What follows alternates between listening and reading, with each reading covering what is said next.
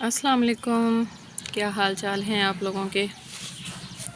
मैं बात करने वाली हूँ आज एलोवेरा के प्लांट के ऊपर। बहुत ही हार्डली और इजी टू ग्रो प्लांट है।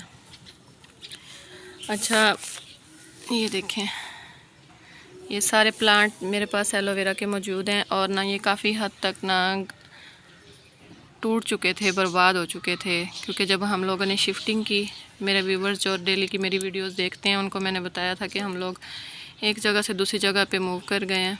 तो हम लोग जब इनको लेके आ रहे थे इन प्लांट्स को, तो क्या हुआ कि जिस लोडर पे हमने ये सामान लोड किया तो बाय चांस उलट गया और सारे पौधे उसके ऊपर से गिर गए, सारे ये टूट गए।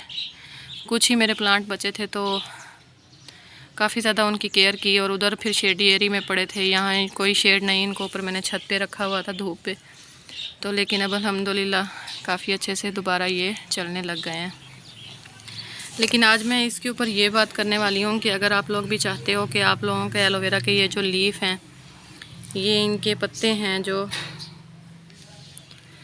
वो बहुत ज़्यादा मोटे हों, उनका ये तना, इसका ये जो पत्ता है, इसका ये जो स्लाइस है मोटा हो, इसके ऊपर शाइन सी आ जाए, इसकी थिकनेस काफ़ी ज़्यादा हो जाए, जो इसके अंदर पल्प है, जेल है, वो काफ़ी ज़्यादा मिकदार में बनने लग जाए, तो उसके लिए हमने कुछ काम करने होंगे। चाहे अब आपका पौधा किसी खुली जगह में मिट्टी में लगा हो या फिर इस तरह के पॉट में, ये पौधा जो है वो धूप में भी चल जाता है और छांव पे भी चल जाता है। छांव पर तो बहुत ही अच्छा चलता है, लेकिन अगर हमने इसकी जल को थोड़ा थिक करना है तो हमें इसको धूप पे रखना पड़ता है। तो अब मैं बात कर रही थी कि हम लोगों ने क्या करना है इसके साथ। हमने इसके साथ ये करना है कि अगर हमें चाहिए कि इसके ये स्लाइस जो हैं वो मोटे हो जाएं, तो इस तरह के जो इसके अंदर से पब्स निकल आते हैं, सबको पता है कि एलोवेरा के पब्स के साथ इसको मल्टीप्लाई किया जाता है। इस तरह के जो पब्स निकलते हैं ना, तो हमें इन पब्स को उखाड़ना पड़ेगा। उखाड़ना हमें क्यों पड़ेगा? हमें उखाड़ना इसलिए पड़ेगा क्योंकि ये जो मदर प्लांट है, ये इसमें जितनी भी ताकत होती है, जो भी इसके अंदर न्यूट्रिशन वगैरह होते हैं, वो सारे लगा देती है अपने इस बच्चे को बड़ा करने में।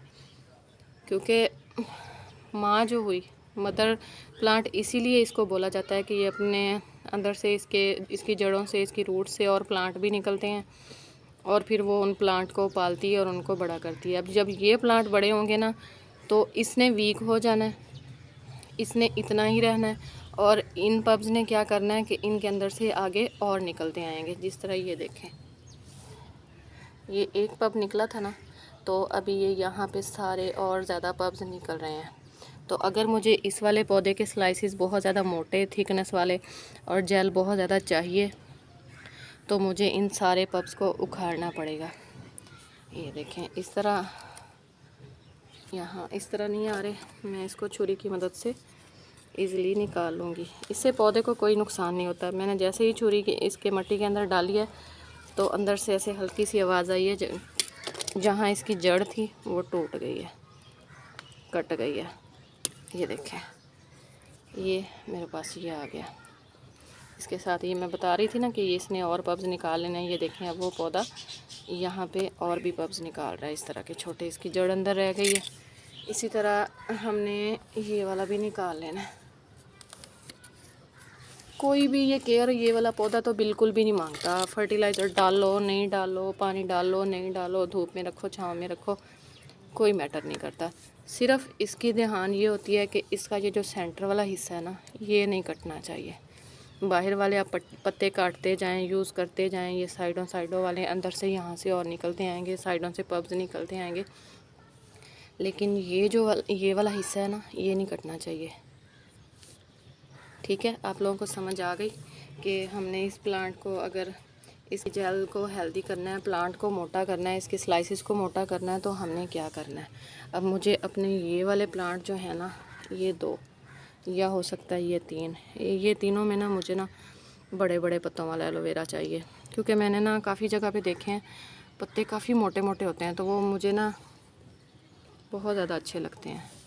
पहले मैं ना एलोवेरा का यूज़ काफ़ी ज़्यादा करती थी, आजकल थोड़ा कम कर रही हूँ। तो अभी मैं यही सोच रही हूँ कि मैं इस तरह के इनके जो पब्स हैं वो निकाल लूँ और पत्तों को मोटा कर लूँ, क्योंकि मुझे अभी ये इतने ज़्यादा इस्तेमाल नहीं आ रहे। बाकी इसके तिब में भी बहुत ज़्यादा फ़ायदे हैं, मेडिसन में भी काफ़ी ज़्यादा ये यूज़ होता है, स्किन के लिए, स्किन केयर के लिए काफ़ी ज़्यादा यूज़ होता है, बालों के लिए काफ़ी ज़्यादा यूज़ होता है। यहाँ तक कि जो हमारी एड़ियाँ फट जाती हैं उन पे भी ये काफ़ी ज़्यादा कारआमद है। सर्दियों में, गर्मियों में, हर किसी में ये कॉमन मसला होता है कि सबकी एड़ियाँ फटी होती हैं, उसमें भी ये काम आता है। इस पौधे की जितनी ज़्यादा भी इसके फ़वाइद पे बात करी जाए ना, उतने ही कम है। खाली पेट खाने से ये वज़न भी कम करता है। अगर इसके फ़ायदे गिनने बैठूँगी ना तो वीडियो बहुत ज़्यादा लंबी हो जानी है। अगर आप लोगों को इसके फ़ायदे जानना होंगे तो आप लोग मुझे कमेंट सेक्शन में बताइएगा, तो मैं इस पर एक अलग से सेपरेट से वीडियो बना दूँगी। लेकिन अभी मैं इसके स्लाइसेस को मोटा और शाइनी और जेल की थिकनेस पे बात कर रही हूँ, तो इसलिए मैं ये इतनी ही वीडियो बनाऊंगी। लेकिन अगर आप लोगों को इसके फ़ायदे बहुत ज़्यादा जानने हैं तो आप लोग प्लीज़ मुझे कमेंट सेक्शन में बताइएगा।